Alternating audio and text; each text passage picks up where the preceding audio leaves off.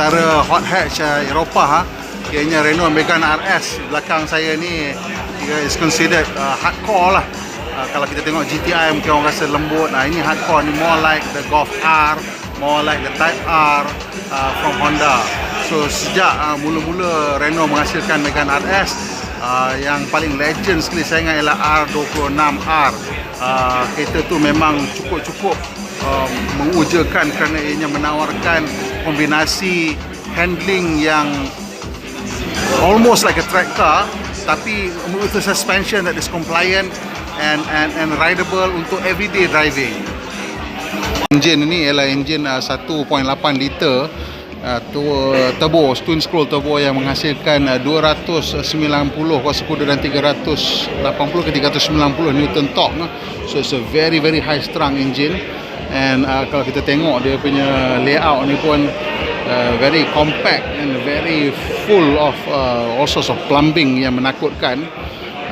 Dan kereta ni dengan datang dengan kotak gear manual yang ni 6 kelajuan, dan juga datang dengan automatic 6 kelajuan. Saya rasa it's a mechanized clutch gearbox, and with launch control. Dan kita tengok ini juga datang dengan ciri menarik, iaitu 4 control yang menawarkan 4-wheel steer. It's typical with 4-wheel steering. At high speed tayar belakang ikut tayar depan, at low speed dia counter steer in different directions supaya memberikan tighter turning radius. Dan dia turn to the right, the same direction as the front tire at high speed, is to increase stability and make the car feel more stable and more friendly lah. A lot more difficult to lose control. Ia juga datang dengan apa yang dia panggil hydraulic dampers, hydraulic bump stops. Hydraulic bump stop ni dilengkapkan dengan kereta ini untuk menghasilkan ride yang lebih compliant, especially right at the edge bila kita go under heavy braking and heavy turn. Bila the suspension is fully compressed, at least it's bumping off, not something very hard, but something quite soft, so that will make it feel a lot more compliant into corners.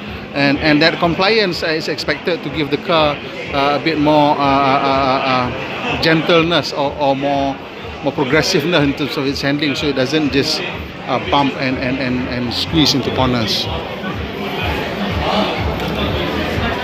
So this is the interior of the Megane RS. Dashboard dia typical, same. Typical is the same as the other Megane, dengan this vertical screen in the center, and of course the usual red trim and red contrast stitching. And the steering is a flat bottom steering, a D-section steering with this nice garish RS badging on it, on the bottom spoke. And of course you get the mandatory contrast stitching in this car. It's red and a solid metal gear lever, 6-speed with reverse on the dog leg, and there's of course a collar to prevent you accidentally putting it into reverse. And the nice center screen ni besar sebenarnya, is probably around 7-8 inches, or maybe even a bit more than that, maybe even 10 inches. But sadly, sayang dia punya trim ni, plastik dia terlalu besar keliling, jadi nampak we see more the plastic than the screen itself. Patutnya they could have put this little nice metal bezel around the actual screen itself, ataupun make the plastic surround slightly smaller. In this way, it could have looked a lot more expensive, a lot more premium, but with this kind of large plastic, flat matte plastic, it sadly now looks a bit more pedestrian than it should be. The door cappings, this is fabric trim, but it has that interesting carbon fiber weave to it. You also have it here. It's quite a soft touch material, and there is this seemingly real carbon fiber trim on the door panel. Of course, all cars now have ambient lighting, and in this car right now the setting is blue. The seats are Recaro badged and has an RS badging as well.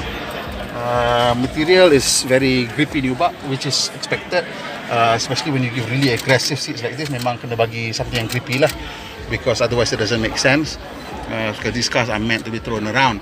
And what's good about these RS, usually the ride is quite compliant, and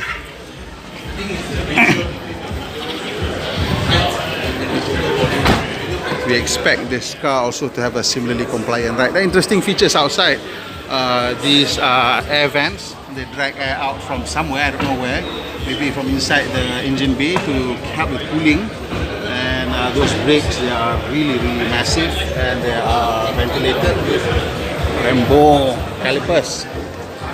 Interestingly, we were told that the rear diffusers are functional. These are functional diffusers. In some cars they're not really functional diffusers, but these are functional diffusers, and actually helps to create a low pressure area underneath the car, and that helps with both downforce and as well as overall handling. They showed something about this rear diffuser, but it's sucking air in from underneath the car. The rear vent, they seem to suck air in out from underneath the car from I'm not sure where, probably the axle area. I'm not sure why it does that, but yeah, it does. An interesting feature of the rear design is I guess the 3D lights.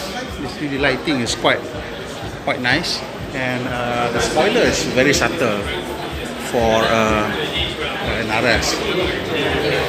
Of course, from the front, you've got the new Renault look with the what looks like fangs on the side of the headlamps.